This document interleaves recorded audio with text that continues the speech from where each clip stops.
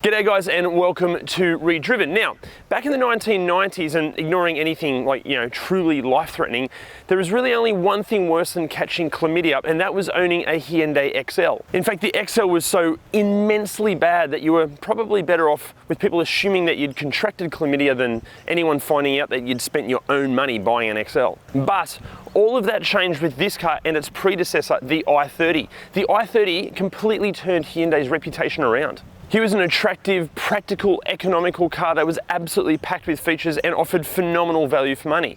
But that was when they were new. But what are they like when they're not new? What goes wrong with them? Are they reliable? Are they a mechanical nightmare? Can you live with them every day? Will they come back to bite you in the pants regions like a dodgy one-night stand or an XL? And most importantly, should you buy one? Let's find out. Before we get deep into the i30, please do us a favour and hit that like button, hit subscribe, give the bell icon a bit of a tickle, and while you're at it, why not follow us on all of our socials. Now in this video, we will be going over the Australian variant of the third generation i30, but if you're not from Australia, don't freak out because everything we're going to be going over will relate to your local models. The i30 has revolved around basically a 5 model range since its launch in 2017. And while we can't go into every graphic detail about absolutely every different variant in this video for obvious reasons, we have collected and put all that info in our handy ReDriven cheat sheets. Our cheat sheets are invaluable as they provide a full breakdown of the car's model range, its common problems, what you need to look out for before you hand over your hard-earned cash, how much of that cash you should be handing over, and so much more. Check it out in the link below. So size-wise, it's pretty much spot on with this generation's Toyota Corolla, and looks-wise, look, I think it's a bit conservative, but even in this Go trim, it's still a pretty attractive car. The N and N line models do look great with their more sculpted front bars and larger alloy wheels, but obviously you will be spending a bit more if you climb up the i30 food chain. As far as quality goes, we do have some reports where this plastic surround has actually cracked and has started to fall apart, but besides that, they're bloody solid. Good thing. Also, the alloy wheels on the higher spec variants do look a whole lot better than these pretty cheap hubcap steelies. Bit gross. First of all, the layout and design in here is excellent.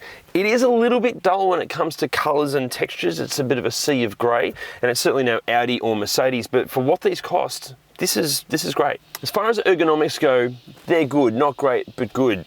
One annoying thing is that the volume control for the infotainment system is all the way over here. Like, yes, there's a volume control on the steering wheel, but if I did want to use the little knob here, it's a bit of a reach. It's perfect for passengers, but yeah, that's a bit far away. Besides that, yeah, everything's in the right spot. Even these seats, which aren't as cushy or supportive or as adjustable as some of the higher spec models, they're really comfy and super supportive. Like most cars in this price bracket, there are a few hard plastics, but most of the touch points are pretty good. They're nice and soft and tactile. I say most of because the number one touch point, the steering wheel, this is plastic and it does feel a bit plasticky and cheap and nasty. A little bit disappointing. Now this thing does get a bit of a workout, but you'd never know because it still feels pretty new. Like even all the buttons that get used regularly all still feel really positive and nice to use. Really nice place to be. In the back, look, it's okay. I'm 6'2". This is in my driving position and my knees are pretty much crammed at the back of the seat and there's not a whole lot of foot room. There is a decent amount of headroom. Also, the transmission tunnel is kind of low, so if you are in the middle, there's a bit of foot room there, but I'll tell you what, 3 adults across the back here would get pretty intimate in no time. As far as toys go in the back, there's not a whole lot. If you want aircon vents and like a USB charging point, you're gonna have to shop for a higher spec model, but this thing lugs kids and adults and stuff all the time, and it's wearing so well. Like the plastics aren't too scratched up, the fabric's still in really good condition. Bloody good thing.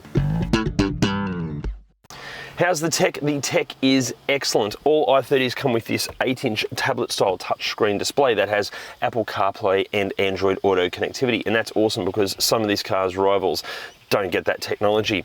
And also, I've got to say, the actual sound quality from the stereo is really good. Plus, it has a rear-view camera, tyre pressure monitoring system, auto-on headlights, and LED daytime running lights. Higher spec models do get a starter button instead of this old school key fob, but for a full breakdown of all the features and specs, just check out our cheat sheets.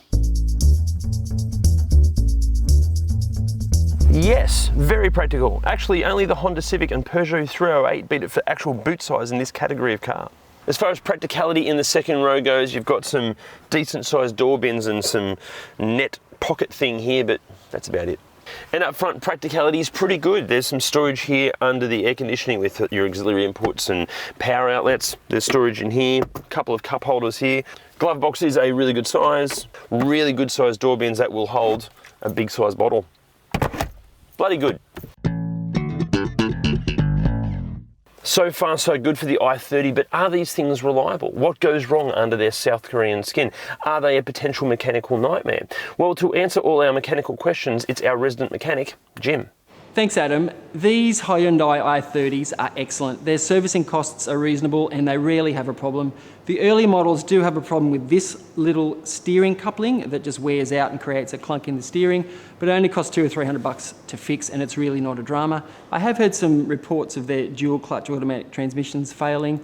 It might be an idea, if you can, to get a manual. It might just save you money in the long run, because once they're out of warranty, it can be a really expensive repair. I know it's only a small thing, but I have seen the plastic around the tailgate latch deteriorate and crack, so keep an eye out for that. I recommend getting a petrol instead of a diesel. Not that there's anything wrong with the diesels, but in the unlikely event something should go wrong in the future, the petrol will be much cheaper to repair. Besides that, they're a good thing. Even this base spec Go features electronic stability control, vehicle stability management, ABS and a 5-star ANCAP safety rating. But higher spec i30s may feature Hyundai's Smart Sense package, which includes autonomous emergency braking and a few other safety features. Obviously, finding an i30 with this extra safety gear is preferable, but even without it, it's still a really safe car. First up, the ride quality is absolutely superb. The suspension on all i30s are tuned for Australian conditions, funnily enough by Australians, and you can certainly tell it just soaks up potholes really well, and crappy Aussie roads are dealt with ease. It handles really nicely too. Like, look, it's certainly no performance car, that's what the i30N is for, but it still really enjoys a few corners and it just feels confident and secure all the time. The steering is really nice as well. Like, it's nice and light when you're maneuvering in, say, like a tight car parking spot in a shopping centre, but out on these more open roads, it still has a nice amount of weight to it. Again, it's not a performance car, but yeah, it's fun to drive. Vision is great as well. There's no obvious blind spots and it's really easy to judge the dimensions of the car. And audibly, look, while there's no obvious wind noise and there's no real rattles or creaks, there is a bit of road noise that might come down to these tyres, but it can get a little bit drony on the freeway. And even when it comes to the engine, and in this car it's actually the least powerful of the entire i30 range, it's still really smooth and responsive. But again, if you do want some more performance credentials, you're going to have to go shopping a little bit higher up the i30 food chain, or go and get an i30N, because those things are a bit of a weapon. All i30s are holding their value really well, and even in the second-hand market, where even a few years normally compresses the price difference between, say, a high spec model and a low spec model, with the i30, you're still going to be paying a premium for a higher spec model like an Elite over a car like this, the Go. Fuel economy will vary depending on which variant and engine spec you choose, but we found on this test that Hyundai's claimed 7.4 litres per 100 kilometres is pretty much spot on. Thanks to Hyundai's excellent warranty offerings, most of these i30s will still be covered by some sort of factory support, giving you excellent peace of mind. But even when it comes to consumables that aren't covered by warranty, the cost of parts and their availability should be pretty good. So should you buy an i30? Yes, 100% you should, but which one should you get? Well, look, honestly, they're all really, really good.